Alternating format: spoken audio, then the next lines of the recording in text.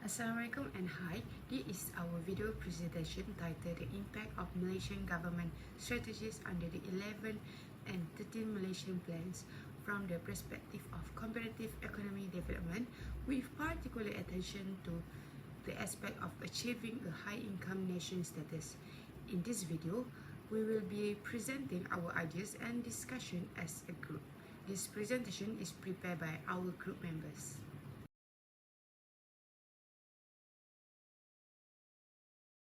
Assalamualaikum. My name is SITI SOLEHAH binti FADZIL, matric number 300368. For introduction, I will be presenting Malaysia development journey through 11 Malaysia Plan and 13 Malaysian Plan, guided by Amartya Sen's theory of development as freedom. Amartya Sen's theory emphasizes that true development is not just economic growth, but expanding people's freedom and capabilities, including their access to education and health and income. This formed the foundation of Malaysia Development Strategy. In the 11 Malaysia Plan, which ran from 2016 to 2020, the focus was on inclusive growth, which is improving the living standard of all Malaysians.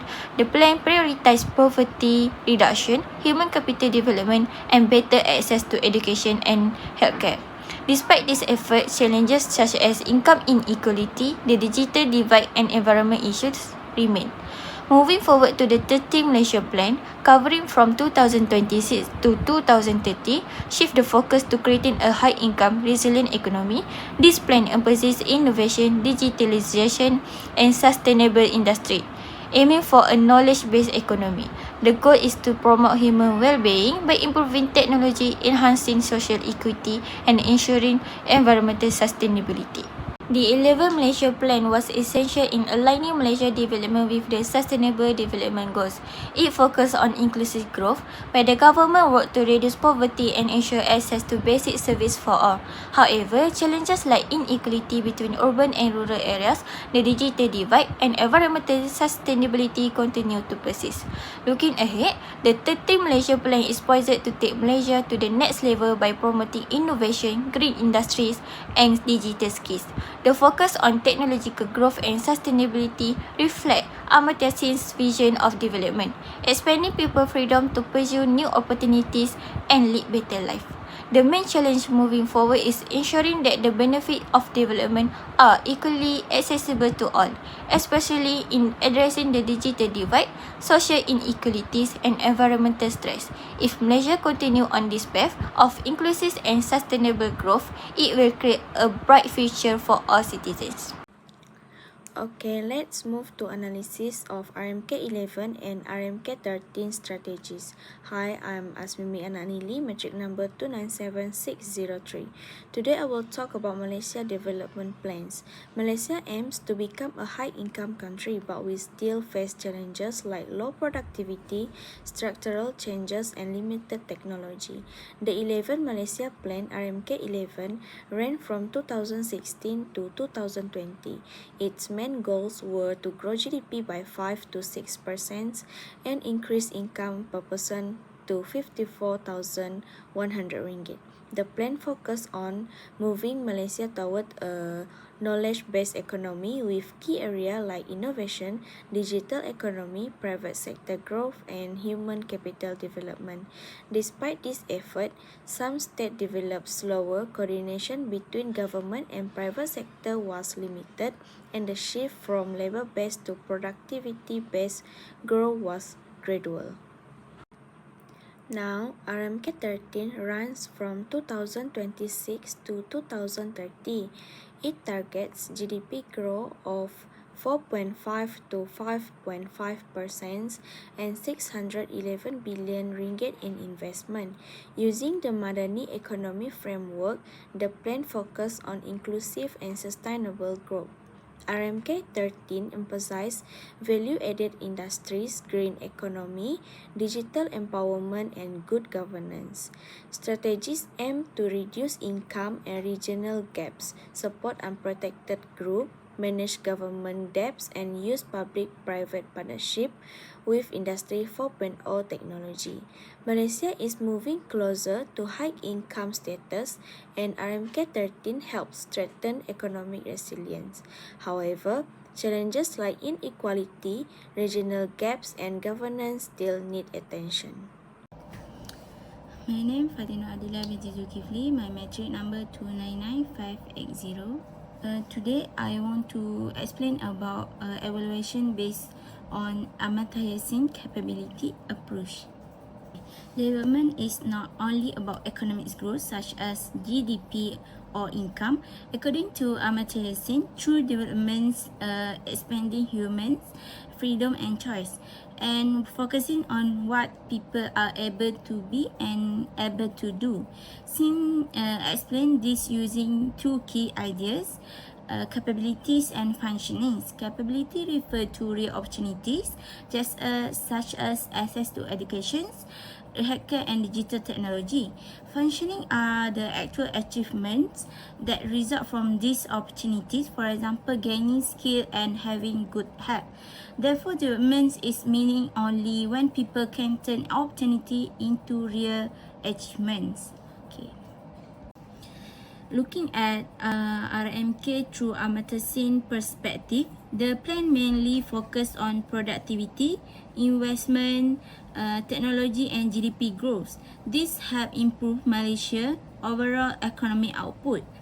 But from Sen's view, there were limitations. The approach was mostly top-down and output-based. And many people did not have equal access to education, healthcare, or digital technology. So even though the economy grew, it did not fully expand people capabilities. True development, according to Sen, should have everyone live the kind of life they value.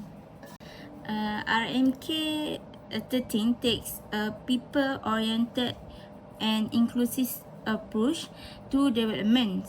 Focusing on expanding individuals' capabilities, it emphasizes quality education and TWEC, digital literacy, lifelong learning, and inclusive healthcare.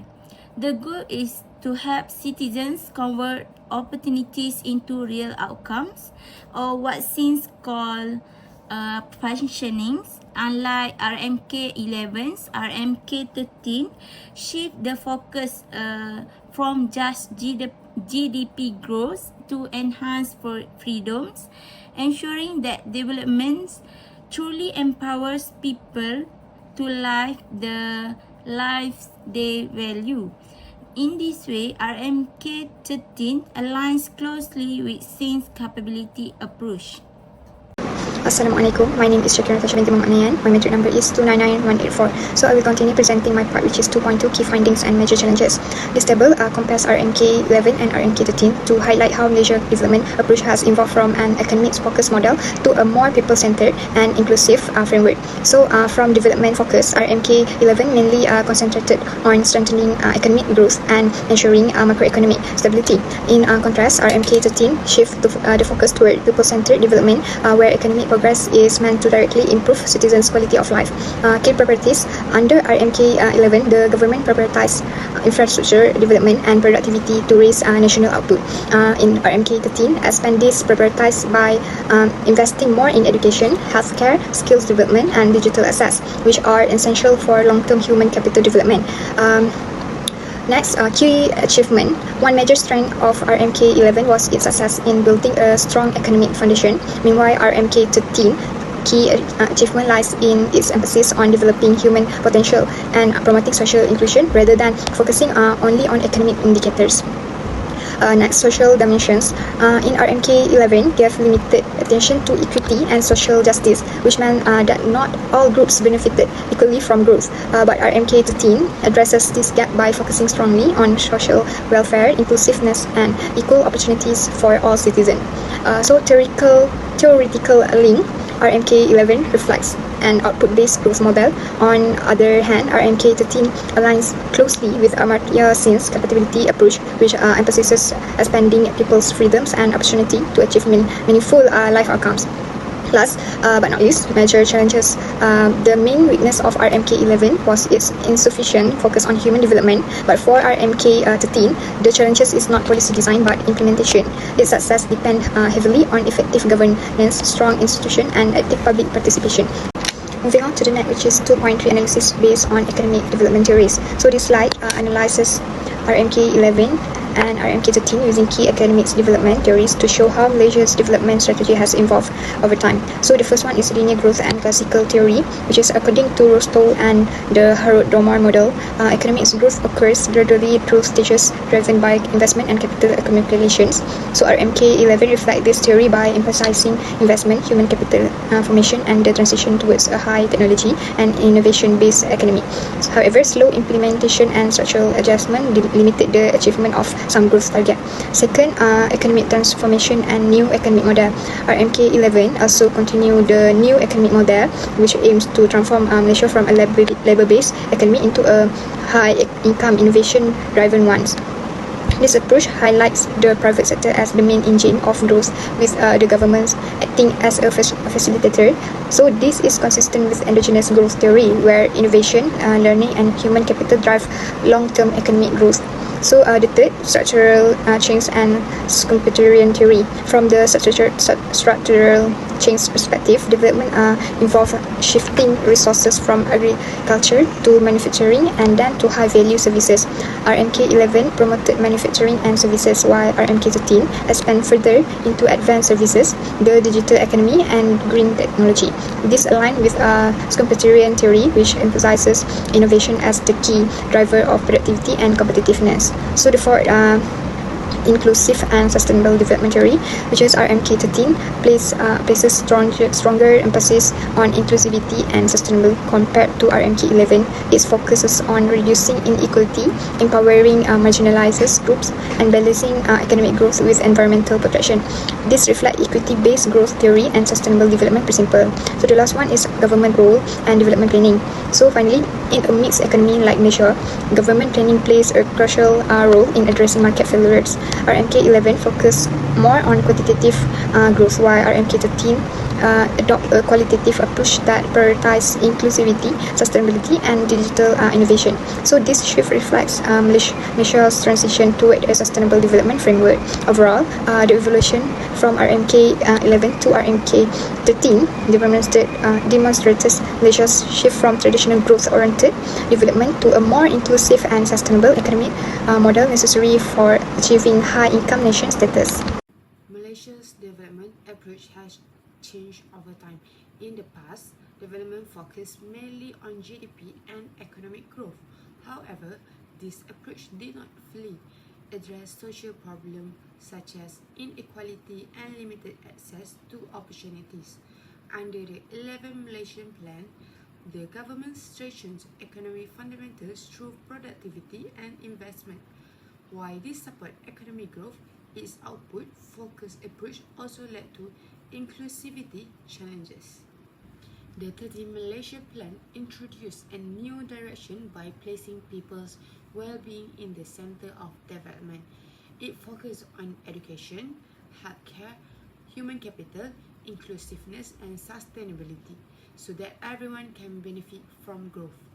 This shift aligns with the capability theory by Amartya Sen, which view development as expanding people's freedom and opportunity, not just income. In conclusion, with strong governance and institution, RMK13 can guide Malaysia towards a more inclusive, fair, and resilient future.